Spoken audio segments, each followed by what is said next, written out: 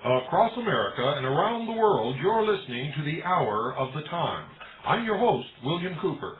Tonight's guest is A. Ralph Epperson, author of The Unseen Hand, The New World Order, and producer of several videotapes on the conspiratorial view of history.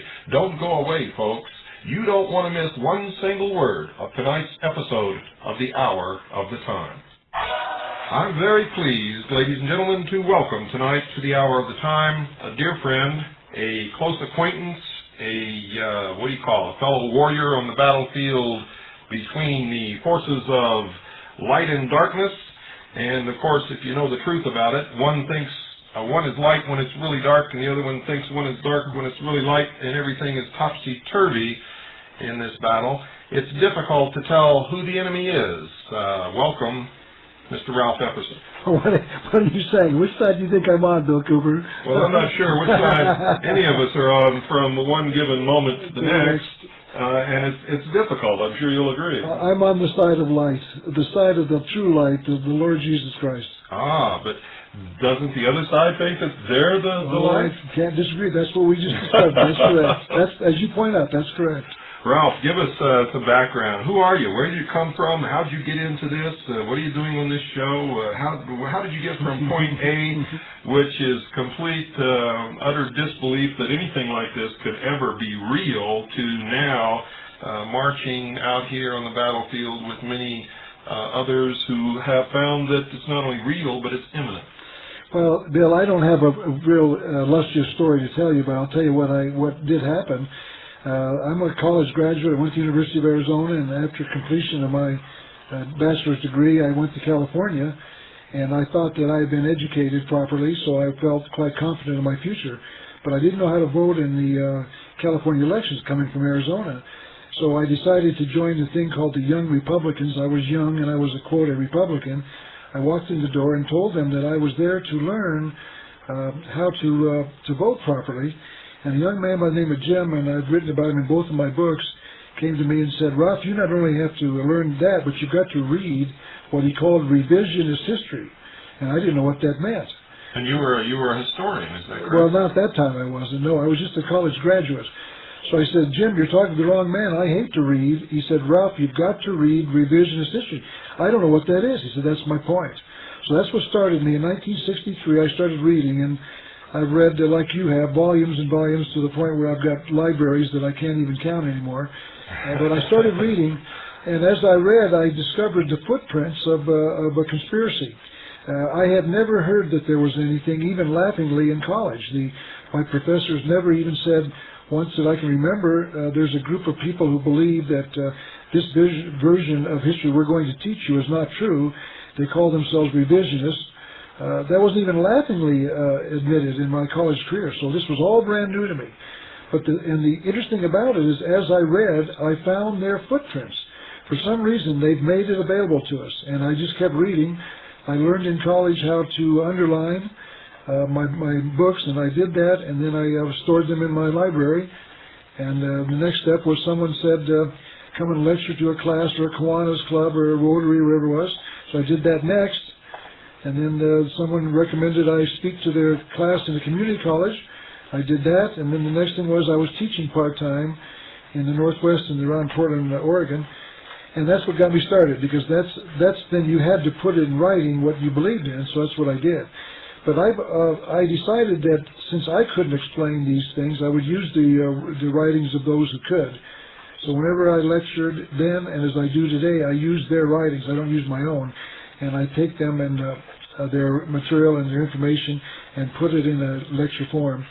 And then those notes later became The Unseen Hand, my first book that came out in 1985. So that's about it. There was no knowledge about this at all. I wasn't on the search for it. I stumbled into it, and I'm grateful that I did, because I know that I'm right. So your friend actually got you to looking in this direction. That's correct. And you really didn't know what you were looking for. That's exactly correct, because in 1963, there was very little information on this subject. The first book that I read was the bestseller called None Dare Call It Treason, as I remember, by John Stormer. That was the first one. And when I read that book, I realized the man was right. It was just, you don't have to hit me with the shovel to make me understand, to see the truth. I read that book and knew he was right, and that's what started it. I read that book first. Now, if you're like me and many other people, at first, I tend, if anybody came to me and talked about anything like what listeners hear on this show, I would have said, hey, you're nuts, get away from me, I don't want to talk to you anymore, until I came across something that I absolutely couldn't deny. I mean, it hit me in the face, and this happened to me while I was a member of the Office of Naval Intelligence, and I knew that this information was true, and I also knew that the rest of the world didn't know anything about it. What was it that hit you in the face like that? Well, it was just the rendition of what he was explaining. It made sense. It fit. I didn't like to admit it. I had to come to grips with that. That's the first thing we had to discover. But I realized that this man, John Stormer, and his version of the history was correct. I just knew it. And then I read The Politician by Robert Welch. That got me mad. When I read that book, I remember even today gritting my teeth in anger when I realized what Dwight Eisenhower had done to the American people and the American fighting man during World War II. And that's probably the book that got me started, because when I realized that Robert Welch was right in his statements about Dwight Eisenhower, and that we did not believe those statements to be true, I knew that I was on the right track. Now, for me, that was the hardest thing to do, was to confront the reality of what it was that I was learning and be able to look myself in the mirror and admit that I had really been ignorant and basically very stupid most of my life, and that it was time to change that. Yes. Was that difficult for you too, Ralph? Bill, there's no question. That is the major obstacle all of us have to face, because you have to admit that you've been lied to and duped, and that you've accepted it. You didn't question. And that's where we all are. We've all got to come to that point, and that's where a lot of us lose, because we do not come to that point, and when we do, we won't accept it. We won't admit that we've been lied to and that we've accepted the lie.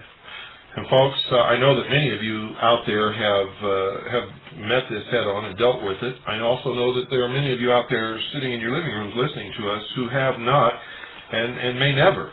And you sort of look on this show, when you listen to it, as in your mind really knowing that what we're telling you is true, but not willing to admit it to yourself or your neighbors, and so treating it more or less as entertainment. One of these days, something is going to happen to you, like happened to Ralph and I, and you're going to have to make a decision. You're at the Y in the road, and you're going to have to take the left fork or the right fork. And believe me, everybody is going to have to make that choice. And you better get used to that right now. The more you listen to the show, the easier that choice is going to be, I believe. I could be wrong, but I believe that that's the way it's going to happen. Well, that's where we all are, Bill. It's awful hard to believe that the people that we know as our elected leaders are leading us into trouble. That's hard to believe. The average American doesn't want to believe that. See, the bad guy was always over there in Europe someplace. But when you start thinking the bad guy's in our government and that you voted for him, that's a tough decision to deal with, a tough problem. So we've got to face that. I faced it. I came to the grips with it, and I now understand exactly what American history is and where we're going. And where do you think that is, Ralph? Well, I decided that after I wrote my book, The Unseen Hand, in 1985, I did not know the motive of this conspiracy that I had proven to be true in my 20-some years of research for my first book. So I decided to find the evidence of that conspiracy. Not only the evidence, but the motive. Where were we going? What was the plan? What's our future? And I found it, and I wrote my book called The New World Order in 1990. That's our future. That's where we're going. That's what these people want. They want a new world order, and this, a lot of people think that George Bush coined that phrase. Those of us who study this knows that that phrase goes all the way back. Napoleon talked about it. Hitler talked about it. A lot of people throughout history have talked about it. And there has been throughout history generally a sort of loose-knit plan that they follow, and the plan changes with the times and the obstacles they run into. But they've had this goal for literally centuries, maybe thousands of years. That's correct. That's what I tried to prove in my book, The New World Order. This thing goes back 6,000 years. I found that in their own literature. The one thing that I tried to do, and I'm sure you do the same thing, Bill, is that we can find their footprints in their own material. For some reason, they've made it available to us. It takes a little while to dig it and find it, But it is there. They put their footprints in the sand, as I call it. All we've got to do is find that out and then go on the trail. It's there. Once you find it, you know where we've been and you know where we're going. That's correct. When you first began to study this, what was what was your idea then of what was happening? Oh, it was very, very limited, very meager. Obviously, I felt that there were just people like Dwight Eisenhower maybe had a little different version of what we should do, and that he was the one that did these things. And then you start connecting him to others who had similar views. Then you start to see a trend developing between presidents. Then you start to see a trend developing behind the presidents, meaning the people who put the presidents in office. And once you start connecting that power with the elected official that we see up front, then you start developing the theory of conspiracy. Because a conspiracy, as you know, Bill, and your listeners probably know, by definition, is two or more people working in secret for an evil purpose. And so once you find the footprints leading you to the people behind the power, then you're on the right track. Then you know where you're going. That's correct. Now, I reached a point in my research and in my studies where I had to step back and say, wait a minute, this is ridiculous because I know all these people are involved, but I can't find any instance where they all meet together where they can sit down and plan this. So there has to be something underlying that I didn't understand that connects all these people together and allows them to conspire together without actually going someplace and having a great big convention. Well, you see, this is the problem with trying to find out how to develop the information on a conspiracy. By definition, they operate in secret. And it's a commonly asked question. I know you get the question as much as I do, is how do you know it's real if it's a conspiracy? That's the problem. But for some reason, and it's something that I know you know, I know any of your listeners know who've been researching this, they put their footprints in the sand. Now, many times you don't know who they are, but you can find the evidence that they've walked there. You can find the footprint. And once you find it, and you notice where it's going and where it's been, then you know you're on the trail of the conspiracy. But I'm asked that question constantly. Who are they? And it's a difficult question to answer because they don't want you to know, but they do want you to know that they've led you into the particular event and that they're leading us someplace else. That's what the truth of the information is, that there is a path. Once you find it, you're on the right track. Not only a path, but when you begin to connect this together, and if and I'm sure you did, if you sit down and do what I did, and that is try to figure out, well, wait a minute, if they're conspiring, how come none of them talk? I mean, why isn't that nobody's talking? There's got to be something very powerful that keeps them silent, and it can't be money, because if it was money, I can go give this guy a little more money, and he'll at least tell me everything he knows, but he won't. And what I found is that the best cohesive bond to hold this all together, and what I found was exactly what it was, is a hidden religion that nobody knows anything about. Exactly correct. That's what this is. You've got to understand that this is not money. That's not the motive. Power is not the motive. Greed is not the motive. It's bigger than that. In fact, it's all of that plus more. And you're correct when you say that it is a religion. This is what motivates these people. It's a different view of religion than the traditional Judeo-Christian teachings. This is something that is beyond that. It's bigger than that. It's broader than that. But it is what motivates these people, and it's also what keeps them silent. They take an oath, as far as I can tell in my research, that they will not reveal the truth of their activities nor the extent of their involvement. And that's what we've discovered. You find that everywhere you look. And there are real punishments for those who break that oath. Oh, yes. And, of course, we've heard examples of that. There's just one recently up in Italy where was someone inside the Masonic Lodge, the P2 group, apparently broke with it and was found on some bridge in London hanging. That was all symbolic, a ritualistic murder. That was the price he paid for apparently breaking with their information.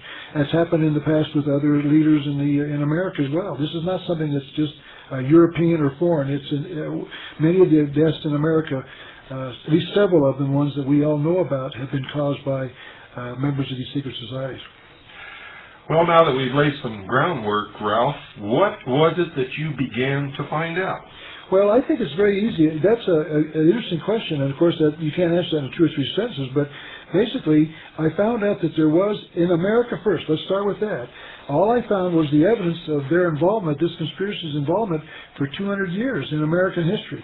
And one of the reasons I know that I'm right is because many of the leaders of the past, people that we know about, Abraham Lincoln and Thomas Jefferson and Benjamin Franklin and Woodrow Wilson and Franklin Roosevelt, people like this have all written about this conspiracy during their day. They tried to warn us. Andrew Jackson, another one of these. The tragic part about it, that at least from what I know, is that these men didn't put their writings into a book form that we can save for posterity. You can't find a book written by Abraham Lincoln talking about the money power that we know he talked about.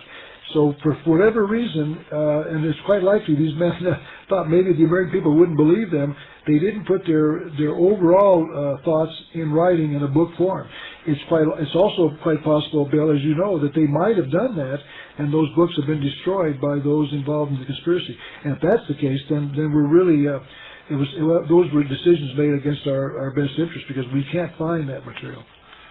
We know that instances like that have happened where someone has sat down and either from their research or from firsthand knowledge from being a member of this group has sat down and written a book, and as soon as it was published, all of the copies were bought up or stolen, and except for a few copies that remain hidden in obscure libraries, literally disappeared from the public view. And sometimes the authors of those books disappeared along with their life's work.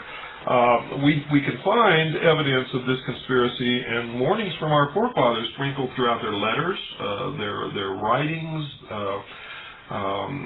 interviews that were done with them, all the way from way before the beginning, the actual written beginning, and by written I mean the Declaration of Independence of this country, all the way up to and including the present day, where just recently in his book, Barry Goldwater gave us a warning also, where he says the executive branch of the government has been infiltrated and is in control of a group which intends to destroy the United States of America. And I can go on and on and on. But when you first began delving into this, I mean, you told us about a couple of books that you read, and you began to look out and you began to see the footprints of this conspiracy back in history and up to the present day, and you looked around, what came to mind? Well, I think the first step is fear, almost absolute tyranny of fear, because you realize this thing is immense, and that people that you and I have trusted for our lives, with our lives, have been betraying us. And so the first step is fear. Then the second one is, well, what do I do about this? And that's when you turn the corner. If you decide to do something about it, then you commit yourself to getting involved. And that's generally where people quite often will stop their research. Once they get to that point, once they realize it's real, the next step is, what do I do about it? And that's where a lot of fellow Americans quit. They just stop.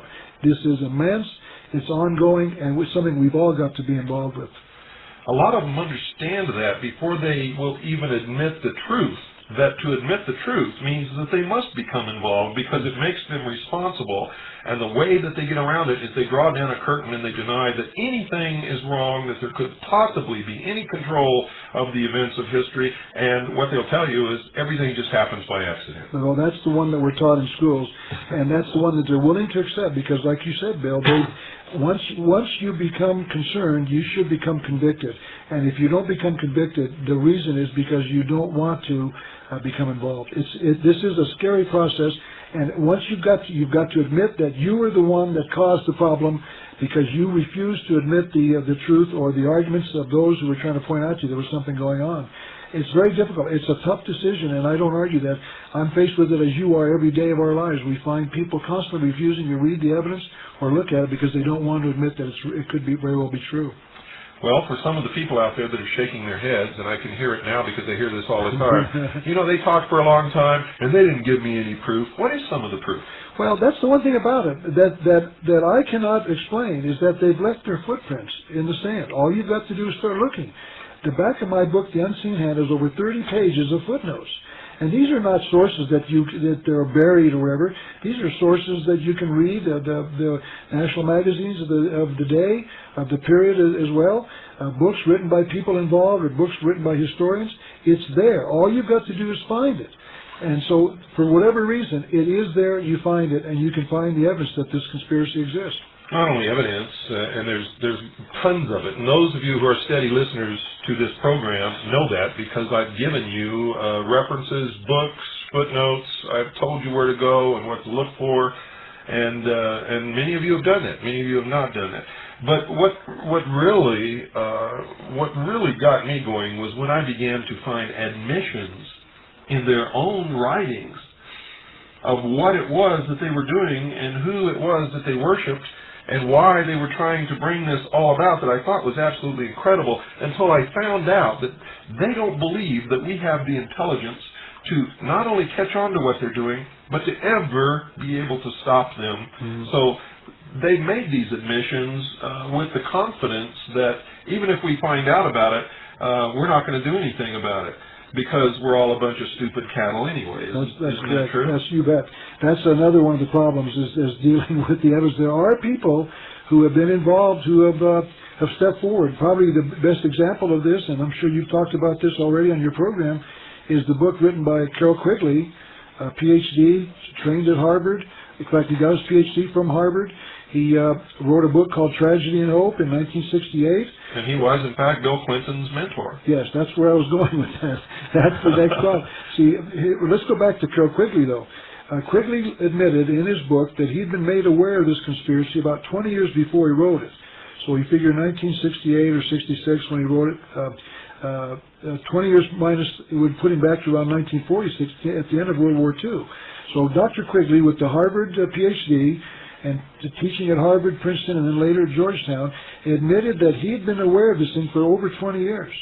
He went on to admit that he'd actually been made privy, is the word he used, to their own papers for something like 2 years. So here's a man who apparently was invited into the circle of this conspiracy to write a book about, to research and write the book. He wrote the book. It came out in 66, and as you pointed out, Bill Clinton went to Georgetown to read the book, and that's where Dr. Quigley had an impact on him.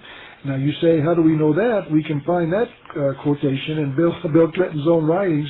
He wrote a book called Putting People First, I believe it's called, during the campaign of 1992. I have a copy of that book on pages, I think, 217. He quotes his actual acceptance speech at the Democratic Convention. At the last part of the book, I believe it's on page 231 for the purist who wants to know where this is.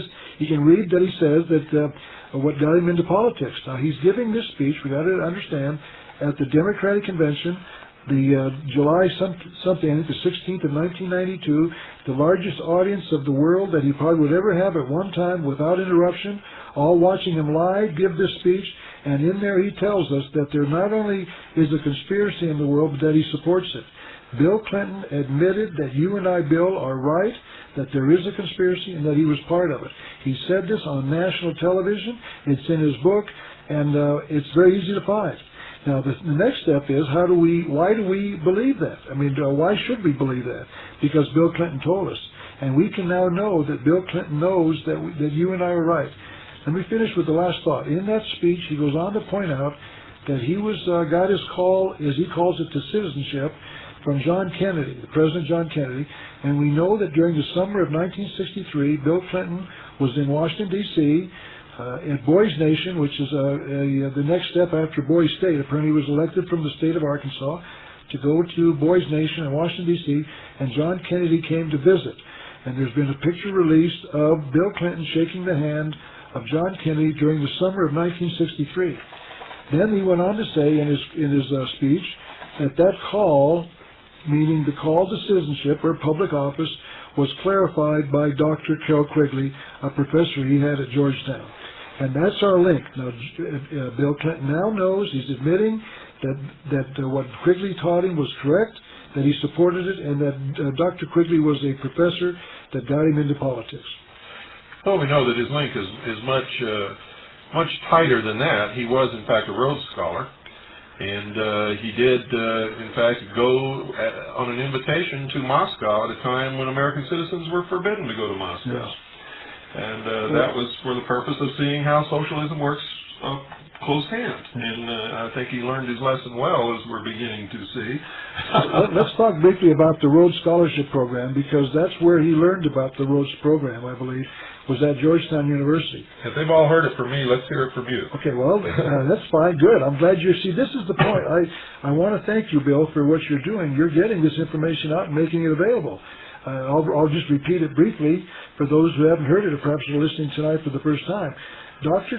Quigley talked about Cecil Rhodes. Now, we in America don't know much about this man because he was a European. I think he was from England. Cecil Rhodes went to South Africa during the 1880s to 1900s, early 1900s, to get control of the wealth down there, and he succeeded. In fact, in his book, Dr. Quigley points out that Cecil Rhodes started what we call the Boer War, B-O-E-R, in about 1902, I believe it was. And he goes on to say in this book that the Boer War was intended to get control of the gold mines in South Africa.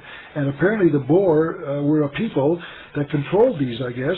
And apparently he was unsuccessful, so he called the English government. English troops were sent there, and subsequently the Rhodes and his allies got control of the gold mines in the Boer War. And Quigley admits that this is what happened, that this was done for this power group, what Quigley called the Anglophile Network. That was the reason behind Cecil Rhodes going there. And then Cecil Rhodes took the wealth that he made there to create the Rhodes Scholarship. And the purpose of the Rhodes Scholarship was to teach young people the goal of the founder, which is a one-world socialist government led by this conspiracy. So little Billy Clinton, after he graduated from college in 1968, went to Oxford on a Rhodes Scholarship, and that's where he learned about this conspiracy. And we can trace all of these Americans who actually went to England to attend Oxford under the Rhodes Scholarship. We can look back in their administrations, in the periods where they held office, in any branch of the government, and we can see that these people, the Rhodes Scholars, have always led us closer to socialism than we would have gone if they had not occupied those positions. It's time to take our break, folks. Don't go away. Don't get out of your seat. We'll be right back after this very brief pause. Well, for those of you who could make out the words to that musical selection through all the static out there, you know that that's talking about lies. And basically, that's what we get, isn't it, Ralph? Lies? That's correct, Bill. That's what I was taught in college, the accidental view of history. And where does it take us? It takes us into the truth, which is the conspiratorial view of history. It's taken me 30 years to accumulate the evidence that statement's true, that what we have been taught in schools and in our public arenas today is simply not true. What we call history is simply not true. It didn't happen the way we've been taught.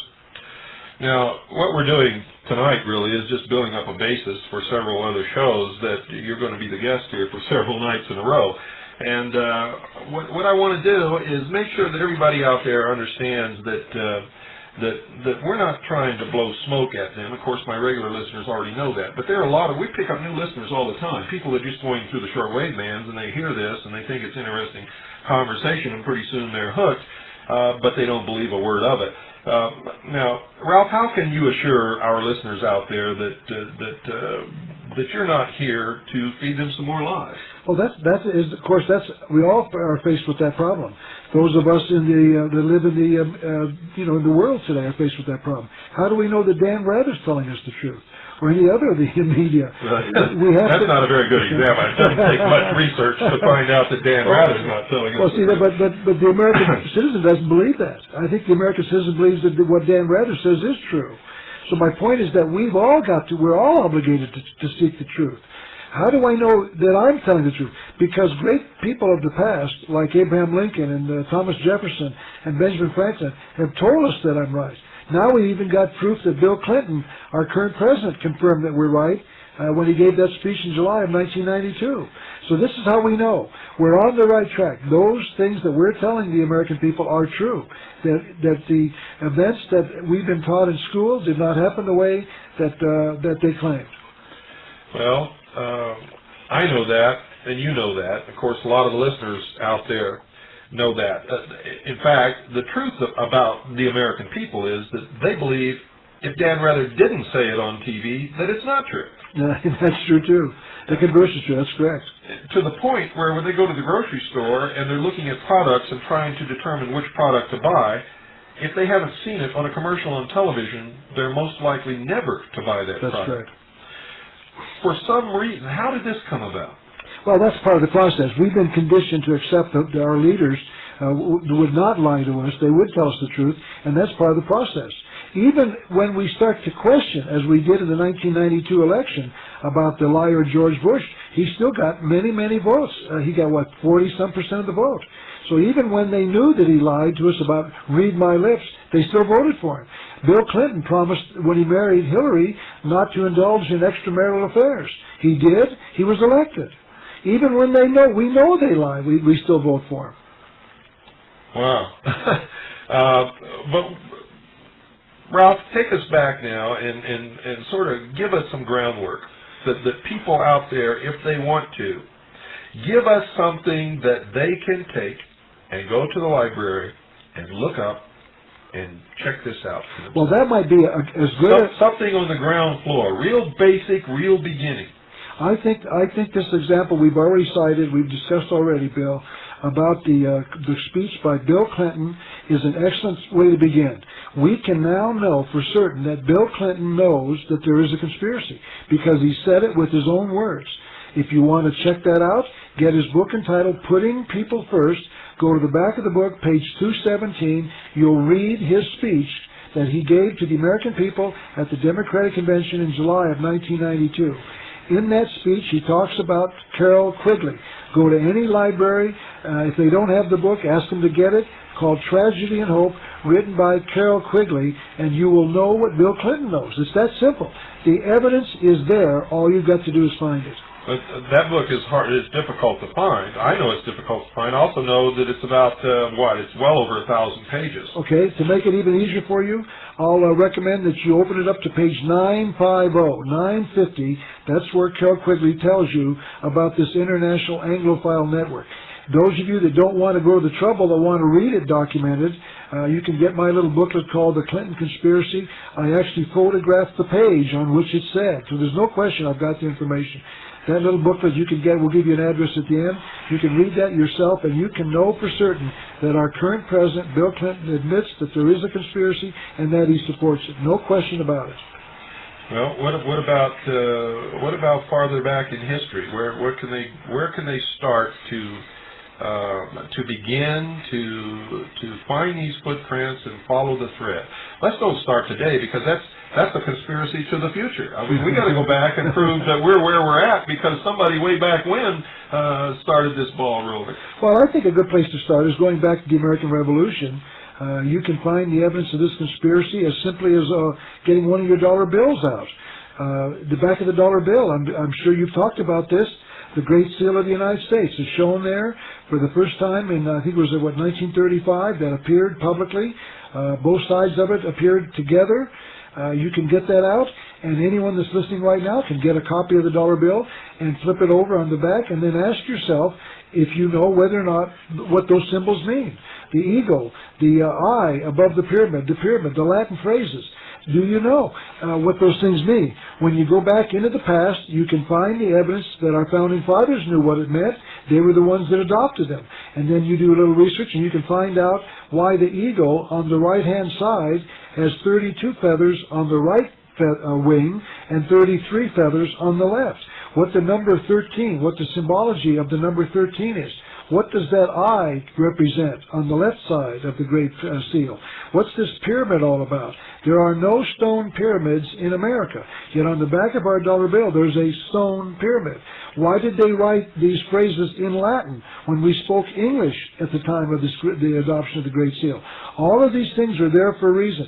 And the first question any American should ask is, why don't you know what those symbols mean in this land of the free and the home of the brave, of the government of the people, by the people, and for the people? How come you don't know what those symbols mean?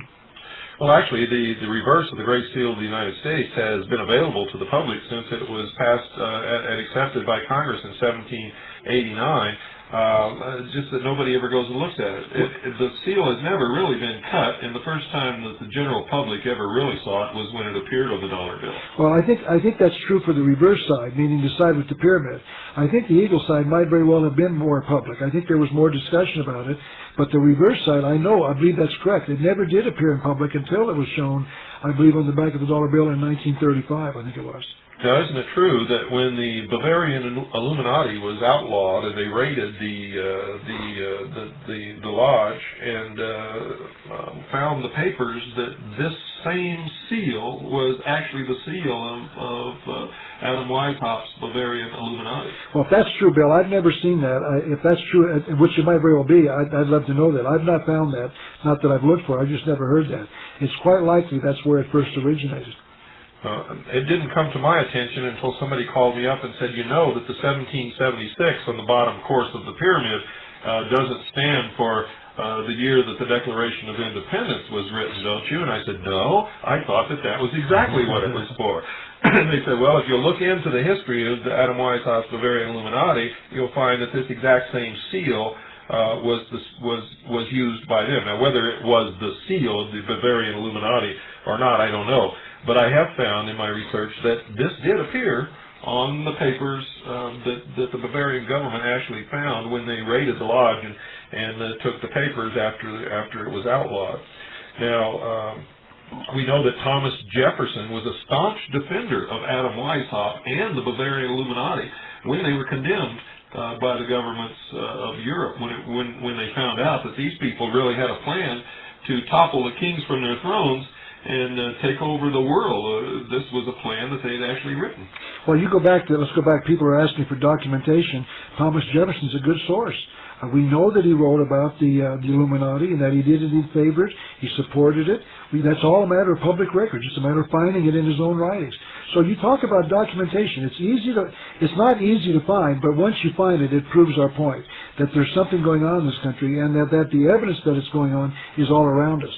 And I'm going to tell you, folks, that an awful lot of it is in your own library, especially if you live in a big city or if you have a large university or college library near you, or even just a big city library like the Library of New York, or if you're near the Library of Congress. You can find not only the footprints, but the proof absolutely that would convict this group, these people who are bringing this about, these secret cabals, some people call them, you know who they are, if you've been listening to this program, would convict them in any court of law, if you could get a court of law to hear it. Now, why can't we get anybody in the legal system to look at this and understand it and acknowledge that this is happening? Well, if I had the magic answer to that question, we'd save this nation. But don't we have the magic answer to that question? Don't they take oaths to protect each other? And aren't these people sitting on the benches in our courts? Well, this is one of the problems, of course. We know that most of the federal judges, I can't say this for certainty, but I believe that most of the federal judges are appointed by the president, or at least by his advisors. And if that's true, then the very powers that put Bill Clinton and George Bush and Ronald Reagan in office are the ones selecting our judges, and they don't want this truth to come out. I admit that's true. And we know because we have copies of the oaths. I've read the oaths over the air, that if one of their secret group comes into the court and gives the secret sign, then if the judge is indeed a member of that secret organization, he has to rule in favor of that person by the oath that they take. That's correct. And this is one of the problems. In fact, I've asked our county attorney, who lives in Tucson, came to one of our clubs that I belong to speak to us, and I asked him that question, whether or not he knew about this. And I have to admit, he told us he did not. He did not know about this, and allegedly had never heard this before. I'm not quite convinced I believe that. But I want to go back to by their own oath, they take an oath of secrecy. By the oath that he takes, he can never admit it. Yes, that's correct. I want to go back to your comment about the Illuminati, Bill. I first found them in a book called Proofs of a Conspiracy, written by John Robeson. That book was, at one time, very hard to find. I believe there are only like 1 or 2 copies in the entire world. Someone made that book available. It's now available to anyone that wants to read it. It was written in 1789 by a member of the Masonic Lodge by the name of John Robeson. John Robeson discovered the Illuminati. He was asked to join the Illuminati. He wrote a book about after he discovered it. and what he was up to. He wrote a book about it, written in 1789, published it. That book was read by George Washington. George Washington's written letters about John Robison's book, entitled Proofs of a Conspiracy. Anyone can read that book now because someone cared to make it public. It was public a few years ago, but prior to that date it was buried. It was very hard to find. And this was a first-hand account of someone who actually, for a short period of time, was a part of this. That's correct. John Robison's his ability to research is without question. James Watt, the inventor of the steam engine at the time, wrote about Professor Robison and his great academic ability, his research ability. He was a scholar without question in his day, and what he discovered can be relied upon. He was a fine professor who did a great job of researching this evidence. In the 1898 edition of Albert Mackey's History of Freemasonry, James Watt is listed as one of the sovereign grand commanders of one of the branches of Freemasonry. I don't remember right off the top of my head which branch it was, but he's listed right in there. Well, it's quite likely. He would know. It's quite likely, once again, that it was intended for Robison to write this book. Don't forget, Bill, that this conspiracy wants this stuff out. They want it available. If what you're saying about James Watt is true, it could well be that he was urged to recommend the book to get people to read it. But in any event, Robison's scholarship by other sources is without question. It's almost impeccable. He did a fantastic job and service. But it's quite likely that they wanted this material out. One of the things that I've concluded, and I've not found this in writing yet, is that Adam Weishaupt in 1789, when he was discovered, I believe he's the one that broke the truth. He wanted the Illuminati to be discovered and made illegal so the men would scatter. This is my theory, that he felt that the Illuminati had grown to the point now where it could be powerful. It was staying at home in his home base in Bavaria. I believe Weishaupt went to the Bavarian government and made it public, or at least released information, or at least told them where they could find the information, so the Illuminati would become public, so it would be forced out and become illegal, so the men would scatter. And when they did, they started groups of the Illuminati all over the world, including the United States. Well, we know that is not really the way it happened, Ralph, simply because the way it was discovered by the Bavarian government was through an act of divine intervention, when a messenger was actually struck from his horse by a bolt of lightning, and they found the papers in his pouch. I've also read that there were 5 men who broke from the Illuminati. I don't know which one of those 2 stories is true, but in one of the books I read, 5 men broke with the Illuminati and went to the heads of the Bavarian government. So I don't know which one is true. If your version is correct, then of course there was no way, it was not intended. But if my version is correct, that there were 5 men who broke from it and went to the Bavarian government, I believe Weishaupt was the one who sent them. Well, there may have been 5 who broke and went to the Bavarian government after the information was discovered, probably to save their own necks, because they were condemned, and that's highly possible. But we do know from the actual history of Bavaria that this story of the messenger being hit by lightning off his horse and finding these documents in the pouch is true. That's easily verified. But and it is true that some of the members of the Bavarian Illuminati did talk to the officials when they were arrested. As anybody ever does when they're caught with their pants down. Somebody always talks. And that should be a lesson to anybody. Well, in any event, going back to your comment, in any event, the Illuminati did scatter after it was discovered, however, by the Bavarian government. And it's known that it came to the United States. It's known that it went to various governments of Europe. It instigated the French Revolution of 1789. Was it 1798, I guess it was? That's now been established. John Robison proved that as well in his book. And others have done the research to prove that the Illuminati did become powerful enough to cause the French Revolution. So we know that the Illuminati did scatter and became a power in the various governments and causing revolutions and wars all over the period. Well, that's true. And we know that most of the revolutionary groups throughout history stem from not just the Bavarian Illuminati, but from this overall group of those who consider themselves to be illumined and possess the truly mature minds of the world, and consider the rest of us to be too stupid to have any process in determining world future events. How are we going to deal with that? Well, obviously, the only way we can, Bill, and that's my whole purpose, and I'm sure it's yours as well, is to educate. We've got to get people to be aware that that's time consuming, it's difficult, it's also sometimes it can be costly. You have to buy books and tapes and videos and study and read. But education is the only answer so far that I know of. We've got to educate the American people because we are the ones doing these things to ourselves. We are allowing it to happen. We're the ones who vote for these elected officials who are part of this conspiracy. Well, you know, a lot of people think they vote for them, but in truth, the vote of the people doesn't have anything to do with who gets elected. Well, I admit, Bill, that they put the two candidates out. They select both of them and make sure that we're told those are the only two options we have. But don't forget, the American people still vote for those two candidates. They don't have to do that. And the way to do that is once the government knows, these conspiracy knows about this power, I believe we can alter their choices, and we can ultimately end up with people who will save this nation. I think we can save the nation. I think we can take it back. I think we can make it into whatever we want it to be or whatever it was intended in the first place. And I think the best way to go about this is with the intention of reinstating the Constitution and the Bill of Rights as the supreme law of the land. We know that that's been wrested from us. Is there any doubt in your mind that the Constitution has been thrown in the trash can, so to speak? Well, one of the things that I discovered a few years ago was the evidence that our founding fathers were the ones that did that. I'm sure you've talked about this. I'm not the first one to mention, I'm sure, in your program. But Article 1, Section 8, Clause 17 proves that our founding fathers intentionally subverted the very document they wrote. Now, that's very difficult. A lot of people have difficulty in believing that, but the evidence is overwhelming. It's very easy to find. Anyone that wants to get a copy of the Declaration of Independence and the Constitution can read this themselves. It's very easy, very provable. Well, it's very hard to get a copy of the Constitution. I mean, a real copy of the Constitution. Anybody can get a copy out of the World Almanac or something like that, but to get a real copy of the Constitution with the real preamble to the Bill of Rights, and there is a preamble to the Bill of Rights that most Americans have never seen.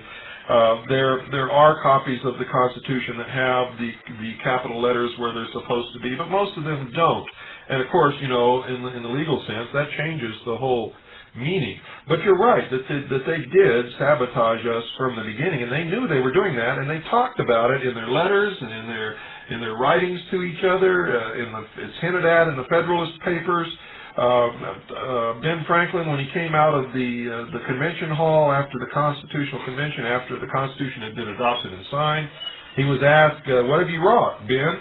And he replied, "A republic, if you can keep it." And he was implying just exactly what it says, that probably we would not be smart enough to keep our creator-endowed rights that the Constitution was there to preserve for us and protect us from usurpation of those rights.